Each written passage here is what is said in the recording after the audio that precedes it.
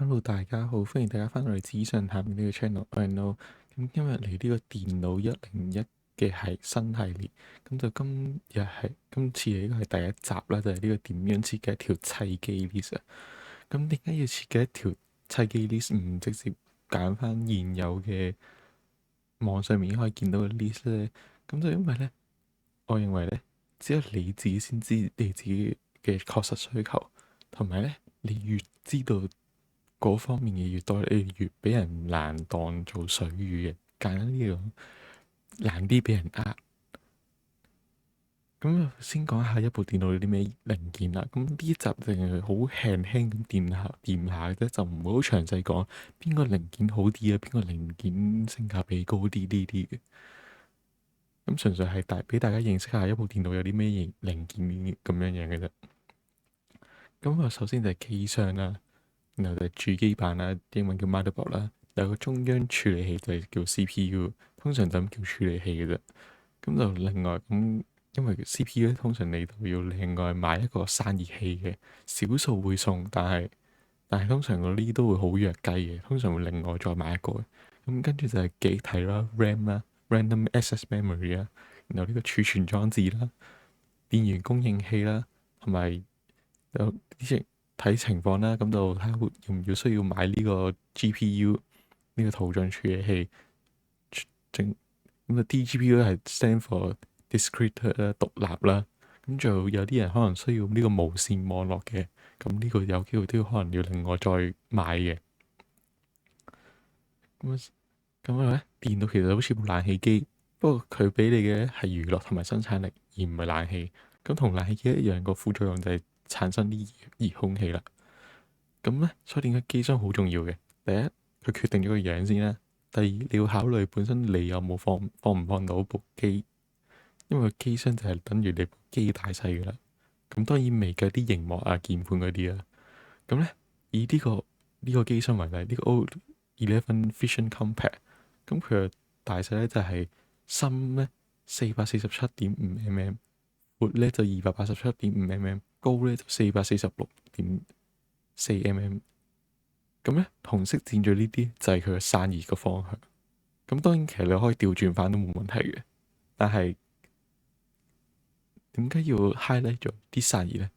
就係你唔好獨揾嘢擋住佢。你擋住佢嘅話，咁佢就散唔到熱。咁你裝多幾多把風扇，同冇裝都係唔會有太大分別嘅。咁咧，所以點解我強烈建議咧？如果你用緊呢台咧，你一係唔好砌電腦，一係你買部 laptop，或者你換咗張台。因為咧，好似呢啲咁嘅，就已經圈住咗呢個紅色呢個位咧。其實咧，如果用翻上面嗰幅圖咧，佢後面咧有機會散唔到熱，或者佢側邊嗰3把風扇咧，佢都散唔到熱嘅，淨係可能得下面嗰3個嘅。就算你放到都好，咁如果你放唔到就唔使講啦，你用唔到呢個機箱。當然，如果你有 DIY 能力嘅，你可以拆走塊板咁樣樣，然後令到佢通風好啲，咁你就可以照用翻個機箱。咁當然唔同機箱嘅佢個散熱設計都唔同啦，所以大家要睇清楚啦。咁咧，另外就係咧，一個機箱會決定咗你有幾度 USB 嗰啲插口。當然你個本身你部機會有嘅，但係咧佢可能會另外再有啦。例如會唔會你需要放 SD 卡咧？會唔會需要呢個3.5mm 嘅耳機孔咧？咁樣樣你需唔需要呢啲咧？基本上 USB-A 一定要有啦。一啲好啲嘅機箱咧，會有埋 Type C 嘅接口啦，或者甚至多過一條 Type C 嘅接口。咁另外就係機箱咧，就決定咗你可以用幾大張主機板，而你幾大張主機板就決定咗你嘅擴充性。咁擴充性最常用嘅地方就係呢個儲存裝置啦。咁呢度就刻低咗幾條紅線嘅，即係唔同主機板嘅 size，咁我一陣間會講嘅。咁你決定咗呢啲咧，咁你就可以揀你決定咗個機箱，咁你就可以揀你幾大塊主機板，你需唔需要用到幾多個 USB 咁樣樣？咁我哋講下主機板啦。主機板就好似血管咁樣樣嘅，咁就人嘅血管咁樣樣啦，咁就連接啲零件同埋送電嘅。咁咧，頭先話機箱咧，通常有支援咗有幾條紅線嗰啲就係唔同大細嘅主機板，有4個主要 size 嘅 EATX、ATX、MATX 同埋 ITX。最主流咧就係 ATX 同埋 MATX 呢兩種嘅。當然，如果你想砌細機，我哋叫 ITX 嘅機嘅話，或者 SFF 啊、Small Form Factor 啊，咁就會用到 ITX 機箱、ITX 嘅主機板同埋 ITX 嘅機箱。咁當然，如果你買咗個機箱係可以用到 EATX 嘅，好似我哋頭先睇到咁樣樣，然後你放個 ITX 嘅主機板咧，你係可以嘅，但係就意義唔大咯。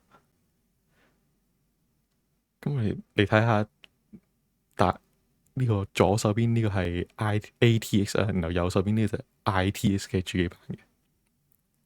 咁咧紅色嗰位就係 CPU 供電啦，條電線個插口啦。咁咧好輕輕咁講啦，你越個插口越多，咁佢可以俾個電，俾 CPU 嘅電就越多。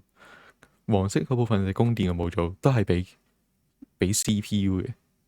咁佢越多，假設質素一樣嘅話，咁你可以承受嘅工作力度就越大。咁白色咧就係 M.2 插口，咁通常就係用於儲存裝置嘅。你見到左手邊就有4個，但右手邊咧得一個白色嘅。雖然嗰個白色其實可以放2個嘅，佢搭埋咗一齊啫。咁但係你都見到有唔細差別啦。咁綠色就嗰個位置就叫做 PCIe 插口，咁就可以放一啲 PCIe 裝置，例如顯示卡。咁藍色嘅部分就係記憶體啦。咁你見到咧細 ITX 版咧就少咗好多可以做到嘅嘢，即係例如少咗2條 RAM 啊，唔可以插咁多啲 PCIe 裝置啊，少咗2個嘅儲存裝置可以 M.2 嘅儲存裝置可以插啦，咁樣樣。供電模組同埋 CPU 供電嗰個位都規模細咗嘅。咁樣我哋就講一下呢個中央處理器啦，即係大家所知嘅 CPU 啦。咁就最主要有2個牌子啦，就係 AMD 同埋 Intel。咁我哋先講係 AMD 啦，因為基本上大家如果有留意開打機電腦啲嘅話，都見到大部分都係用 AMD 去砌啦。點解呢？佢有分4大類嘅，一個打機 CPU，我哋叫佢做 X。通常咧，你可以留意下佢有冇 X3D 呢個字眼。例如呢個 R79800X3D 有 3D 呢個字眼，通常呢度都係針對打機用嘅。咁通用嘅話就會冇咗 X3D 呢樣嘢。通常你會可能見到9700X 啊、9600X。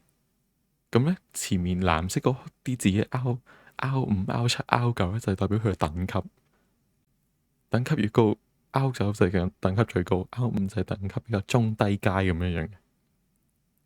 咁如果你話要用生產力咧，就要用到 R9 嘅 9950X 啦。如果但係你又要打機又要生產力，例如可能你直播咁樣樣嘅，咁就可能要用到 R9 嘅 9950X3D 嘅。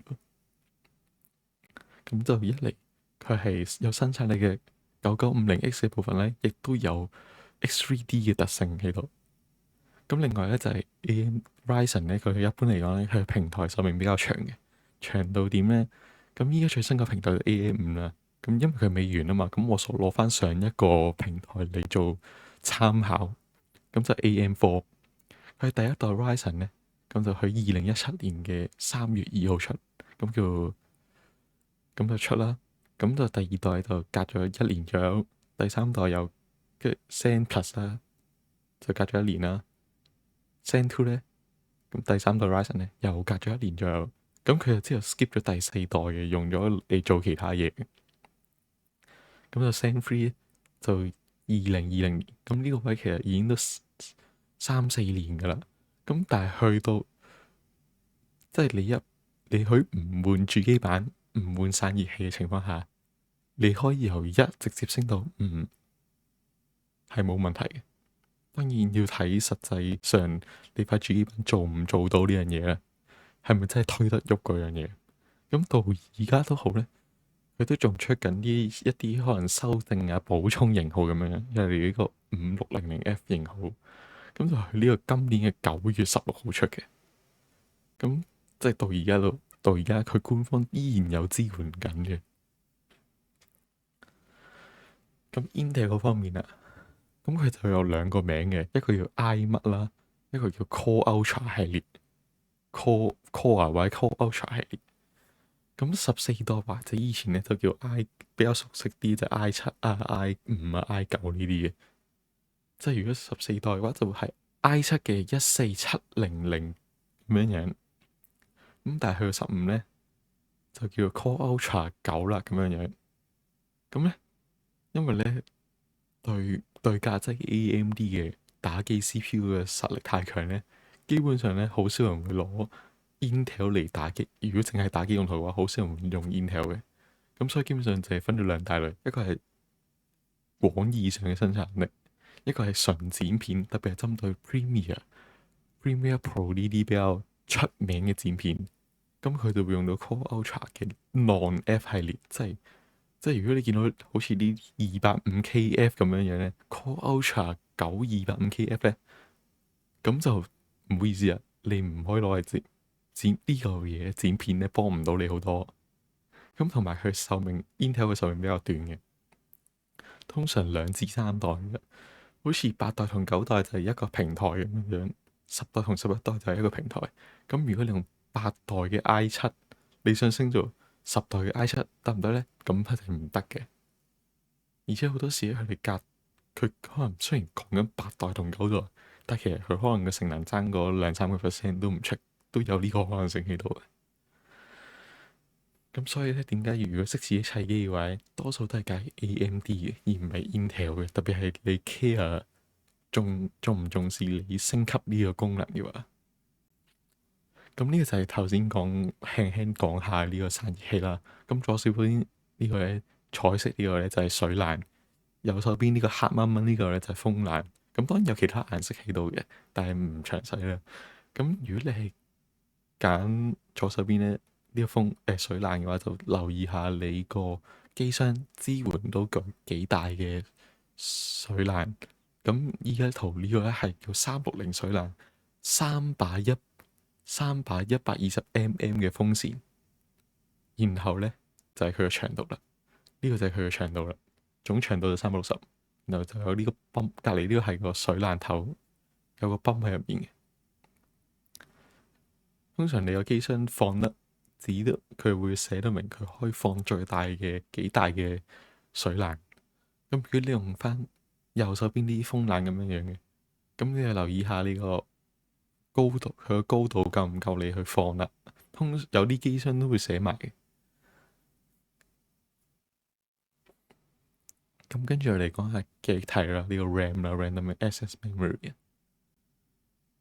咁咧，佢就有好多牌子嘅，有 Corsair、Crucial 啊、Keith 啊、ADATA、G.Skill 呢啲。咁基本上呢度 distro 出嚟嗰啲都係大牌子嚟嘅，咁大家都可以放心購買。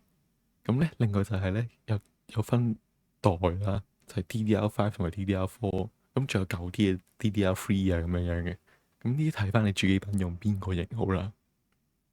正常嚟講，依家新機嗰啲都係砌至 DDR5 噶啦。咁啊有容量啦，佢哋會用兩條幾多 G 嚟計嘅，例如2條16G 咁就 total 32。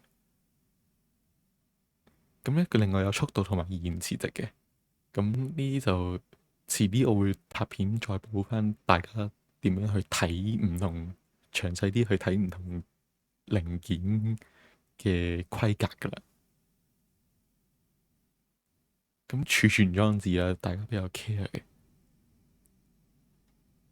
呢度有3種儲存裝置，一個叫 M.2 SSD，一個叫 SATA SSD，一個叫 SATA HDD。M.2 咧同埋 SATA 呢度講佢係插口，好似 USB 插口咁樣嘅。咁咧 SSD 就係固態硬碟啦。咁我強烈建議大家用 M.2 SSD 呢種界面先嘅。咁就因為慳位，而且頭先啲主機板都一定係基本上都起碼有一至兩個啦，就算最細嗰啲喎，除非你用啲好基本嘅主機板嘅啫。咁但係呢度我唔同大家講嘅係基本嘅主機板先啦，入門嘅主機板先啦，係啦。咁但係一定係用嘅，用 M.2 啲 SSD 啊，基本上除非你有特大嘅儲存空間需求，你先至會用到 HD。通常就會直接用到 SATA 嘅 HDD，好似喺熱圖上面見到嗰個 Western Digital 嘅 UltraStar DCA-C530，呢個係數據中心用嘅。呢個 hard drive 咧有成14 TB，咁而家市面上最大嗰啲有去到28啊、30 TB 嘅。咁電源供應器啦，電源供應器就千祈唔好慳，因為咧你慳嗰啲渣劣質牌子有機會真係萬一電源供應器呢個 PSU 爆嘅話，有機會連帶 KO 咗你其他零件都唔出奇嘅。所以你揀翻呢啲大牌子，好似 Silverstone、Antec 啊、Be Quiet 呢啲呢度 list 咗嗰啲，基本上都唔會有太大問題。咁另外咧，你就可以上網 search 翻 PC Power Calculator 去計翻你唔同零件要用幾多電，咁再揀翻一個啱你嘅電源供應器。咁一定會遇多嘅，大家一定要知道一樣嘢。咁有個推介網站就係呢條 link 啦 overclock.co.uk PSU calculator。咁另外就開始一啲非必要元件啦。咁如果你砌啲文書機嘅，咁呢兩個呢 part 咧可以 skip 咗去嘅。咁但係如果你打機或者剪片呢樣嘢，你要知啦。咁有三間公司嘅 NVIDIA 啦。AMD 同埋 Intel，AMD 同埋 Intel 頭先都見到噶啦，但係咧我就唔會講 Intel 嘅，因為咧唔係因為 Intel 咧佢比較新，呢個獨立顯示卡嘅業務比較新啦，有好多唔穩定嘅地方嘅，所以咧如果大家睇到呢條片，多數都係啲想知道點樣砌一部機嘅話，Intel 係絕對唔建議你去砌嘅。當然，如果你屬 Intel 嘅獨立顯示卡業務嘅話，你可以走去試下砌啦。咁但係如果你新手唔建議嘅，都係建議你留意翻 AMD 同埋 NVIDIA 呢兩個晶片廠設計商咁樣樣啫。咁各有各優勢啦。咁 NVIDIA 先啦，大家可能都知道比較出名啲啦。咁就佢有 RTX 系列同埋 GTX 系列。RTX 咧就20系開始嘅，有20、30、40同埋而家最新嘅50啦。咁 GTX 咧就比較舊啦，暫時基本上都接近絕跡噶啦。最尾一個系列就係16、16系嘅。再之前咧比較多人用嘅就係10系嘅顯示卡。咁咧 NVIDIA 又多啲。